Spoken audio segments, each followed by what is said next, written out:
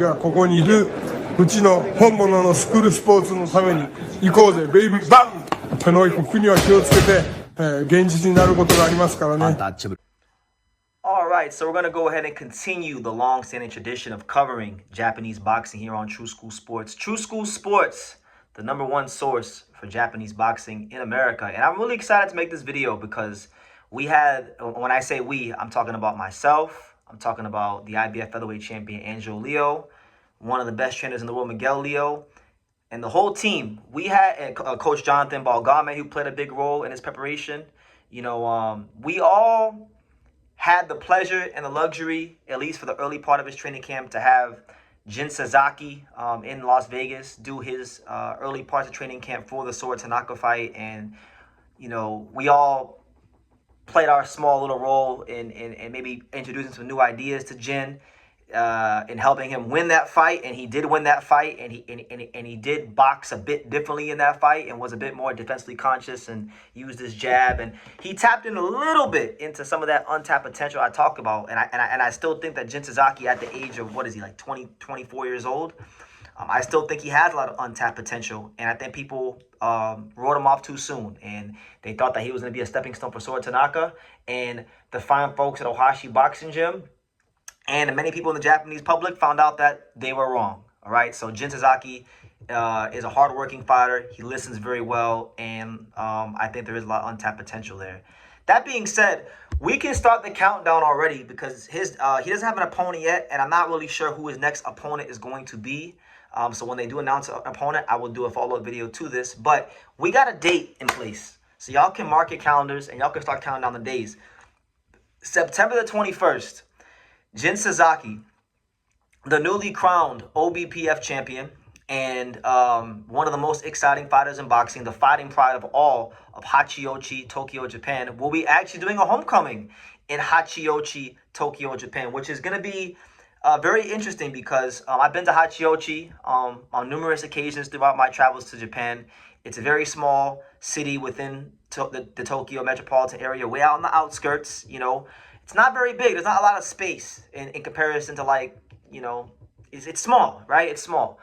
And so Jin hasn't really had the luxury of fighting right there in Hachioji, but I guess now they went ahead and they built a new event center recently for, like, events like wrestling and business events. It's called the Tokyo Tama Mirai Messe. That's what it's called. And I'm probably butchering the pronunciation, but they have a new event center in Hachioji, and Jin Sasaki, it's already been decided that Jin Sasaki will be fighting a homecoming fight there. Now, if he's doing a homecoming fight, I don't believe, it's my belief that they're probably, and when I say they, I mean the fine folks at the Hachioji Nakaya Boxing Gym and Team Jin Sasaki, they're probably not going to put him in there with no world beater, which I'm not against because, you know, God willing, and it's my prayer, I hope he come back to America. And I hope he spends a longer time in camp along with Mr. Nakaya, Hirotaka Nakaya. I hope he spends a longer time in camp with, you know, Team Angel Leo, Coach Jonathan Balgame, who was a big help to him, and Miguel Leo, because I really do believe if he would have stayed in camp with us for a little bit longer, he would have stopped Sword Tanaka. But he had to leave early. They had their own plans, their own itinerary, so we couldn't get in the way in that. But I'm putting it out there.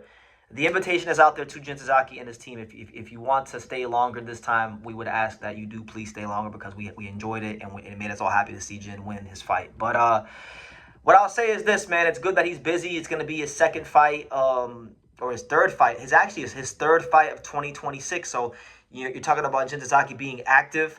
If he is to win this next fight, whoever it's against, I believe it will play a determining factor in his ranking as he ascends back toward the world level on his quest to become the first ever welterweight Japanese champion in history, because no Japanese fighter has ever won the welterweight title. And I've said for many years, I said if he actually does do that with his fighting style, with his engaging personality, with the aura he carries to the ring, and with that kind of history, he could after all become one of the biggest stars in the history of Japanese boxing. And I hold true to that. So we'll ultimately see how it pans out for Jin. He hasn't been ranked anywhere yet, but I believe he's getting close to that. So if he wins this fight, he could presumably end 2026 as a top 15 welterweight, which would put him on the path to definitely being one of the guys you could look out for in the division because the welterweight division is getting thin. Let's be real. Devin Haney probably don't got much longer left. He's a big kid. Ryan Garcia, who knows how long he stays at welterweight. He's kind of a big kid too. Rolly's talking about retiring from boxing. So I believe the division is going to go through some more changes again. And Jin is going to have his chance to probably compete again for a world title. You understand? So September 21st, he will make that. He will be coming back to Hachioji. He will be fighting against someone. Who knows?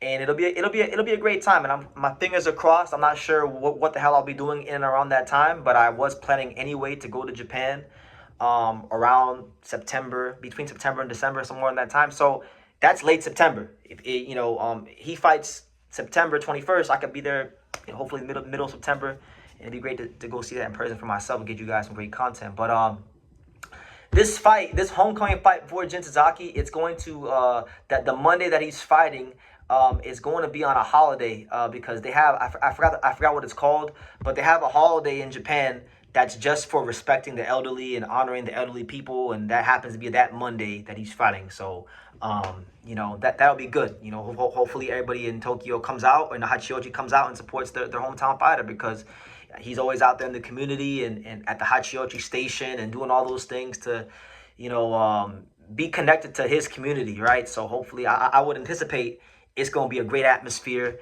and I would hope to be a part of it. But that's the news, guys. I don't want to be too long-winded, but that's the news. Jin Sasaki and his team have already announced their next fight date. It's going to be September 21st at the new event center in Hachioji, Tokyo, Japan. Jin Sasaki's homecoming fight.